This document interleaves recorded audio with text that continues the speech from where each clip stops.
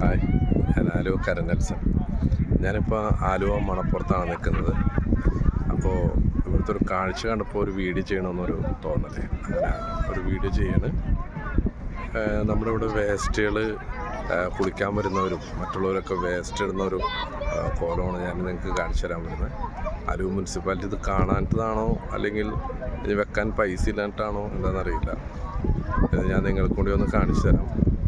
ആകെ മോശമായി കിടക്കുന്നൊരു സ്ഥിതിയാണ് ഇവിടെ കാണുന്നത്. കാണിച്ചു തരാം.